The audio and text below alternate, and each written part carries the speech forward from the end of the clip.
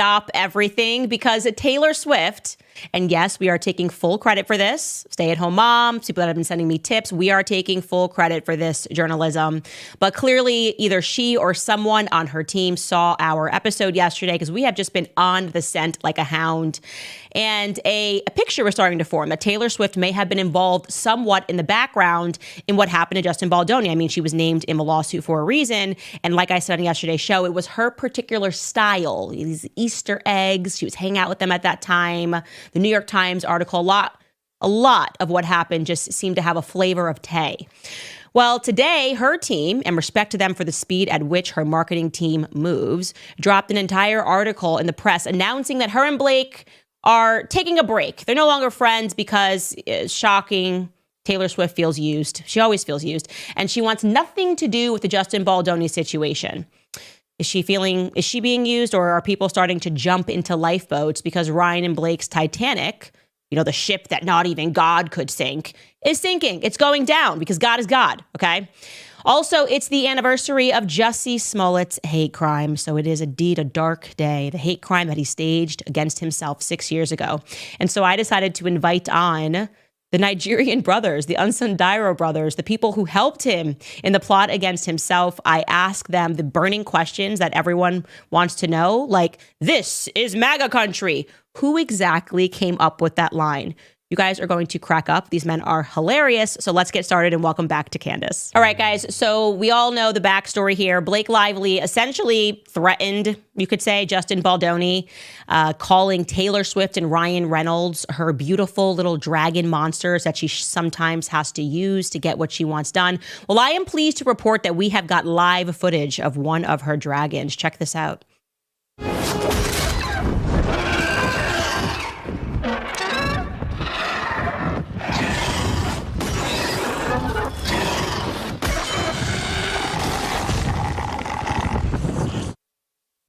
I am so sorry, Queen Khaleesi. It does not seem to be going well for you right now. Well, we'll tell you guys, yesterday we did this episode. Obviously, you saw it. I just was starting to put together this timeline like the psycho that I am and recognize that Taylor Swift was just in the mix a lot. She's listed on special thanks to Taylor Swift on the credits of It Ends With Us. We had a lot of question marks about why that was.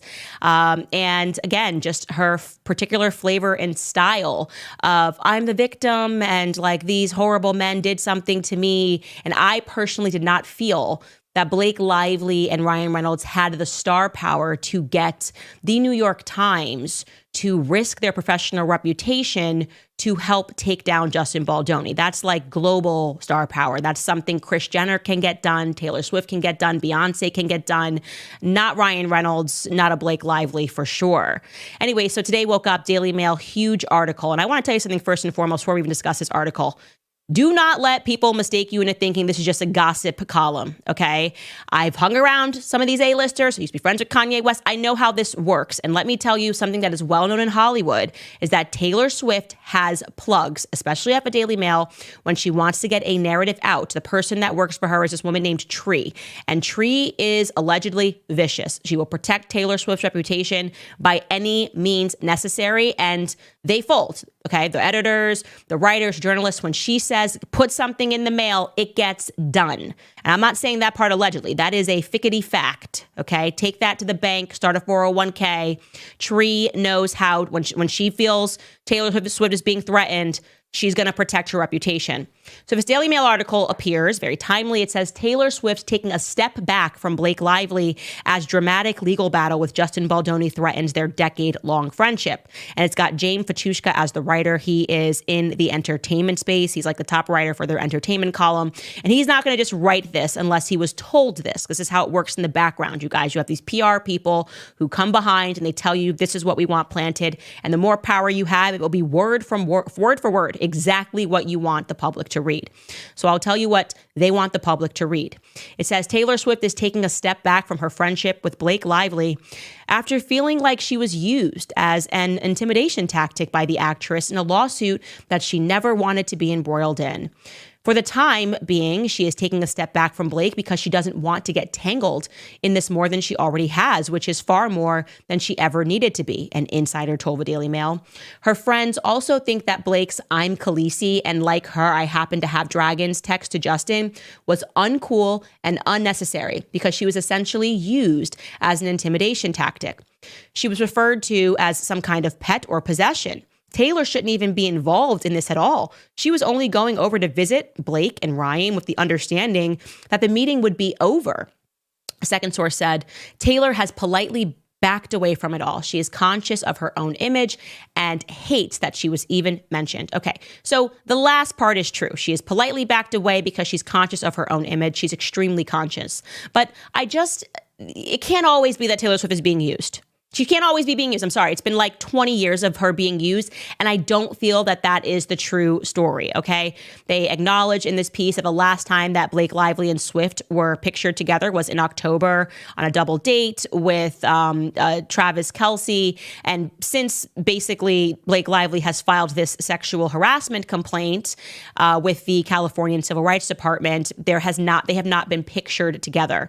So again, I'm going to tell you why I don't believe this article. First and foremost, because it is just Taylor's modus operandi to constantly say that she's being used and she doesn't know how she got here, blah, blah, blah.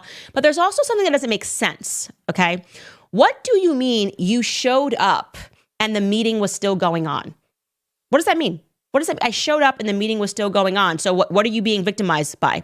If I show up at my friend's house and there's a meeting going on and I didn't know it was still going to go on, I don't need to insert myself in that meeting. Justin Baldoni, in his lawsuit, stipulates that Taylor Swift peer pressured him. And she's not denying that in this article. She's not saying, I didn't speak to him, I said nothing, which I would be like, oh, you just used me as an intimidation tactic in your phone. I had nothing to do with it. She is saying that she then went and heaped praise on Blake Lively's version of the opening scene. That's what his lawsuit states. This is when they were talking about that rooftop scene. Okay? So she inserted herself in that. So unless Blake gave her the nudge and said, can you go in there, in which case Taylor Swift is still responsible for having peer pressured him, then there's no deniability here. She can't say, I had nothing, I don't know how I got involved in this. You got involved in it because you peer pressured him to make a change that he didn't want to make to his movie. So her follow-up text, which reads like a psycho, obviously, I'm Khaleesi, these are my dragons. She said it because you did something, okay? He clearly texted and said, you didn't have to do that. You didn't have to have Taylor Swift there to make me look at your edits. And Blake Lively doesn't say, oh, what are you talking about? Taylor Swift said nothing to you. Instead, she doubles and triples down by saying, she's my beautiful little monster. Sometimes I have to release these little monsters on the world. So it happened. Okay, it actually happened. And Baldoni said that she specifically spoke up about how much she loved the script, which implies to me that unless Taylor Swift is a liar, she read the script. So she involved herself in the script of the movie. Unless she lied. Again, just backing up a friend. Yeah, what she said, love the move.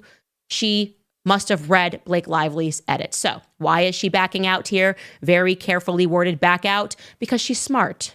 Okay, Taylor Swift is very smart. She is media savvy. Tree is media savvy. She's looking at this case. Okay, if you're her point person, Tree, and you're reading through the documents, you're going, Blake Lively's going to lose this. Okay, so we're going to take a lifeboat now and say that we don't want to deal with this. She could still, by the way, be friends with Blake Lively in the background. If Tree is as savvy as I think she is, she's probably going to say to Taylor, pretend to be shocked that this article came out, but we're getting you out of this publicly. We're going to throw this article in the Daily Mail, then you tell, I don't know what happened. I feel used by Tree. I don't know how this article happened. So the public thinks you have nothing to do with it, and you are not going to be pictured with her until this thing is over. And this is being slated for 2026. Okay, so I don't even think they're not friends anymore. She's the godmother to her children. But I think that Taylor Swift is publicly backing away from this friendship because she's intelligent. But like I said, I have a scent on this like a hound, and I wanted to show you something, and I'm going to show you why I even further do not believe a word that Taylor Swift is saying, and I still have question marks about her involvement, because something else that got sent to me is completely crazy, okay? Seriously, you guys, this is Get seated here. This is super interesting. So I'm showing you something that I actually had saved as a piece of the puzzle, but I didn't know where it quite fit in the puzzle. So I just held it to the side. I was like, okay, this is random. It's a random thing that I know happened, but I don't know why this happened, and I'm not sure why it's important. So apparently, toward the end of filming for It Ends With Us, and also simultaneously the end of the filming for Deadpool, because remember, these films were filming at the exact same time. Suddenly, the It Ends With Us crew decided that they needed a new composer. It's very strange. The movie has a composer, and you would not be hiring that person or trying to change that person or fire that person late in the day. You don't just suddenly switch out the composer a year after you begin filming. That sounds very stressful. And what was even more interesting is that not only did they remove the It Ends With Us composer, but they decided to use Deadpool's composer. Okay, so here's the clip that I didn't show you before because I wasn't sure about this piece. And here is Deadpool's composer, Rob Simonson, discussing that sudden change in the phone call that he got. Take a listen. Again, this is Deadpool's composer, Rob Simonson, appearing on the Score podcast. So there was like a week of recording left on Deadpool, and I suddenly get a text from Blake, and she sent a little video saying, I'm doing this thing, need a score. Can you deliver it in a week? And I said, I don't think a week, but maybe 3 if we have 3. So that materialized, and so it was sequential. Was able to kind of finish up Deadpool, but I was going from the dub of Deadpool and going back to the studio at night working on Blake's film. So in a week, it was a little nutty. Well, it ended up being about a month. I have to wonder, I mean, no interest in dishing, but was there a composer before that or did they just one day wake up and say, oh, you know what we need? A score. Call that guy who's doing my husband's movie. Maybe he has time. I mean, how do you end up getting a call with we're in that kind of a pinch, unless I kind of guessed correctly? Yeah, I think probably it was a scenario of a last second replacement. A last second replacement of a composer in which someone got kicked out of It Ends With Us, and they pulled over this guy from Deadpool last minute, the umpteenth hour. What could have happened? I didn't know what to do with this information. I was like, okay, just store it, Candace. Something will pop up and a piece of this will make sense. So get ready, okay? Yesterday, somebody sends me an email. It's always, like, I'm telling you, the culture, man, we are on these people. We are just like, it's a whole FBI unit of like stay-at-home moms, dads that are really good at tech, sending me information. So this woman puts on my radar that there's a Reddit post, an anonymous Reddit post, I kid you not, that went up 6 months ago. 6 months ago during the week of the It Ends With Us premiere. Now, typically a Reddit post, anonymous, who cares, right? You're like, okay, well, like this seems like a stretch. No, it's not a stretch. This is amazing. This person correctly stated everything that was going to happen. Well, since what has happened since, and what was happening in the background. Essentially, they present themselves as like, I know the person, a person that is going through this. Here is what is going on, and you're not going to believe what is going on and why it's happening. And of course, when this person posted on Reddit, no one believed her, because who would believe an anonymous post? A person saying that there's all this drama happening in the background. The date on this post is August 12th. Okay, so just to give you the timeline. It Ends With Us world premiere was August 6th. That's when they had the red carpet premiere. Justin Baldoni gets put into the basement. August 9th is when me, if we wanted to, could go see it in theaters. This person on August 12th decides to write a whole long post because they're overcome with emotion and they don't know where to drop it. And that's what Reddit's for, right? You can't say it to people that you know, so you just drop it on the platform. And look what this person says. This is amazing. Okay, I'm going to read you the post in its entirely. This is in the Reddit feed for Colleen Hoover. This user writes, okay, I know a lot of the inside drama for It Ends With Us, and I just don't know who to share it with. So here we are. I'm obviously using a throwaway, but I know someone who worked on the movie for most of its run who would have gotten these details piping hot and not some grapevine situation. They told me firsthand what they know. I'll give you the bullet points. Supposedly, Blake felt that Justin made her uncomfortable on set. One instance in particular, they said, was that Justin told Blake that she looked sexy in what she was wearing on set. I don't know the context around it. Pause there. Fact check, true. It was in Blake Lively's lawsuit. She said that he used the word sexy. This was a huge part of a lawsuit that we then found out in December. This person's dropping this tea in August. And Justin Baldoni's defense was this was a word that she introduced into our lexicon, so to speak, in terms of our friendship. She used to say sexy. So when I said sexy, I thought that was an okay term. So this person knows that. It's in both of their lawsuits. Next, they say apparently Justin wasn't happy with the original editors being cut out of the movie. So he hired his own team to do his version of the movie. Blake wanted to do her own version of the movie as a result, but Sony said no. Again, that fact check's true. We know that there were two versions that ended up being created. So Blake goes to Sony and threatens to go to the New York Times with a story that says that Justin was sexually harassing her on set if they don't let her have her own version. This is crazy, okay? Crazy, because in Justin Baldoni's suit, he alleges that for months, Blake Lively was colluding with the New York Times for months. And I'm going, where is he getting for months? We've now traced this back to December 18th. Well, this must be the version is that she basically said, give me what I want or I will go to the New York Times. So now this is all an allegation, but it's fact checking true because she ended up going to the New York Times and actually doing this, okay, in the background. So if Sony told her, no, you don't get to edit our film, she says, I will go to New York Times and blast you for sexual harassment. Let's keep reading what this person dropped. Sony freaks out and says, okay, whatever you want. Again, when you read through Justin's complaint and what was happening behind the scenes with Sony, this, I would say, fact checks true based on the evidence and documents that I've seen. It then says Justin is banned from the Sony lot. I don't think forever, just for the run of the movie, but I could be wrong. That would make sense. If they're worried about a Me Too situation, they're going to be like, okay, we don't want this to happen. And so we're going to separate from you creatively, not let you get involved or do anything. This is how he ends up in the basement. It then says Blake hires T Swift's music video editors to do her version while she's filming in Italy for something else. Guess what? That fact checks true as well. Blake Lively went to Italy to film A Simple Favor 2, another movie, and we had never had this tip that she hired Taylor Swift's music video editor, okay? Next, Blake has a friends and family screening to get thoughts with lots of A-listers.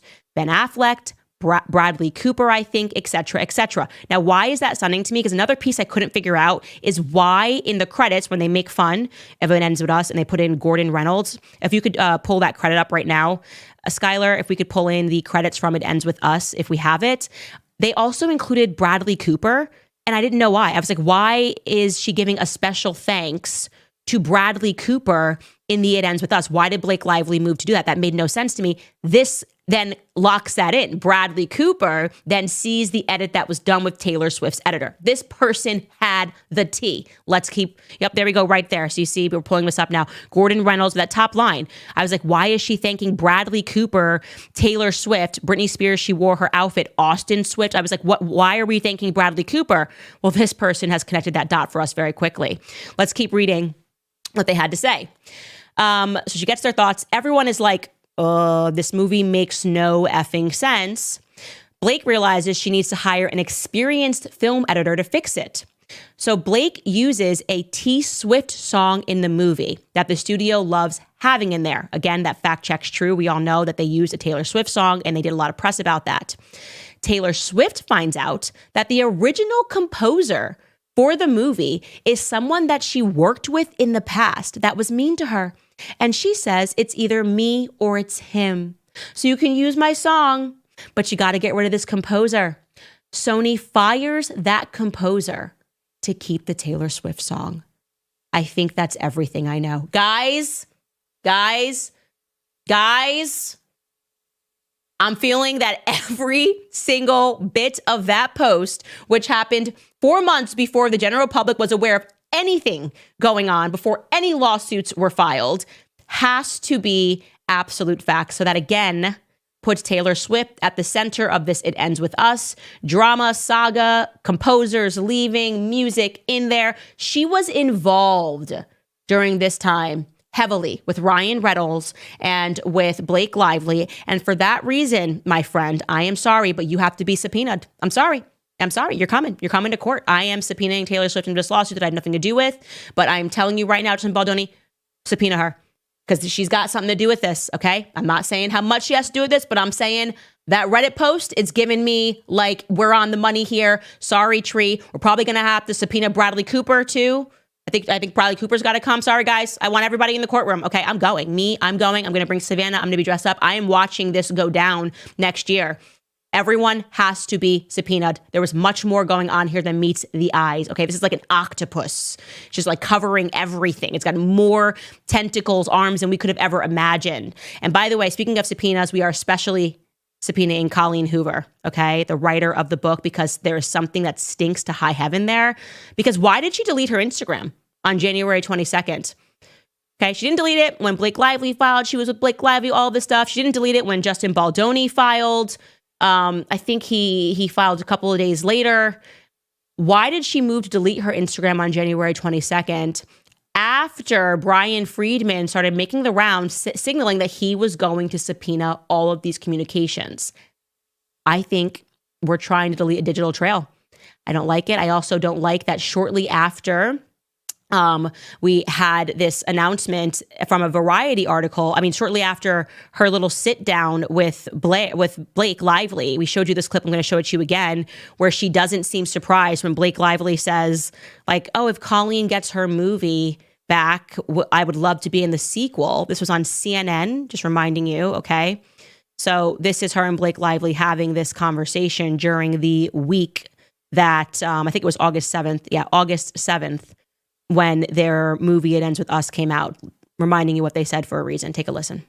And is there any just chance exclusive. that we could have a Exclusive. sequence? Colleen Hoover. What chance that you can have a what? A sequence, like it starts with this. Oh. I mean, if Colleen has her rights, I'll go anywhere. I'll follow this woman anywhere. Y'all heard her. Y'all heard her. I did hear her. And I heard you, Colleen. You didn't seem surprised by that. And Justin Baldoni already owned the rights. You sold them to him. Wayfarer Studio already owned the rights. So what did you two know that the general public didn't know? And then following that little sit down and then start looking into Colleen Hoover. And she, at some time around this period, at least according to this Variety article, launched her own production company with the aim of getting, control over her future books. Okay, look at this. This is Variety article that was published on October 7th. And it's saying Colleen Hoover novel. This is another one. Reminders of Him sets movie adaptation at Universal for Valentine's Day 2026. Okay, buried in that article, it says she and Hoover, and they were referring to her partner Levine, will produce through their newly launched production company, Heartbones Entertainment. So I think something's going on here. I think that we're going to have to bring in some Heartbones Entertainment execs. I even went so far as to look up their LLC and see if there had been any movement. So she filed for Heartbones Entertainment LLC in Beverly Hills in California in January of 2023. I'll add it to our timeline. But there was a change. Go back to that. And this screenshot doesn't show you. She changed her agent for this LLC in October, right? So right around the time that this came and this announcement came of Heartbones Entertainment, she moved to make her agent a very, very high-flying law firm, a lawyer there that works for a law firm that's recently changed its name. I mean, they repped everyone from Johnny Depp to Brad Pitt. I mean, A-list, Jake Gyllenhaal. And I'm going, what's that move about? I've got questions. I got to dig a little into Colleen Hoover, this production company being launched. A little, you heard her. Yep, we did hear her, Colleen. We did. It's echoing in my mind, Colleen. And I find you to be suspicious, and I find Taylor Swift to be suspicious. And from what I know about Taylor Swift and how she got her master's and how the public still doesn't really understand how that happened from a business perspective. And yet it's all about the press. It's all about the press. If you can win the press war, then you can kind of do whatever you want in the background. And I am feeling, I'm getting vibes that this entire move was about sinking Justin Baldoni, potentially because they just wanted to get this movie and the sequel out of his hands. And a better story would have been, well, we're giving it to Colleen Hoover. She's the book owner. She has to own her masters, right? Rather than, who invested in that, by the way? Harpo Entertainment. I'm just wondering, does she own it 100%? Did Ryan and Blake make an investment in it? I want to see their Instagram communications. You can't just like throw bleach on it and smash a file and think that we're not going to find it. There's digital footprints, Colleen, and I'm going to need yours. I need yours immediately. Okay. So anyways, everyone right now is scattering into the wind, including, look at this headline, Blake Lively's own brother-in-law. Okay, so Blake Lively has a sister that is more talented than her. Her name is Robin Lively. Absolutely loved her in Teen Witch. Really a fantastic movie, Robin. Anyways, Robin is married to a guy, and he initially came out and was throwing shade at Justin Baldoni. And look at this headline, Blake Lively's brother-in-law apologizes. This is today, guys, for anything unkind he said amid Justin Baldoni drama, because now we're chasing down the real bullies, right? And so, by the way, and I think there's another headline of him saying that, People Magazine is covering it. I want to say I respect that. I respect if you got it wrong, like legitimately, and you maybe really thought she was sexually assaulted. And now you've read through the complaint and you're saying, you know what, I shouldn't have done that. That is like respectable right there. It's the people like Brandon Sklenar who are silent right now, who hyped this, read the complaint, we read it, and then we read Justin's, and it is despicable that you threw a guy under the bus. And I think Brandon Sklenar, he's got to be subpoenaed. Okay. He absolutely must be subpoenaed into my courtroom. That's how I feel. I want Brandon Sklenar, Colleen Hoover, and Taylor Swift subpoenaed into this courtroom. And an article in the Daily Mail is not going to stop that, Taylor Swift's team. So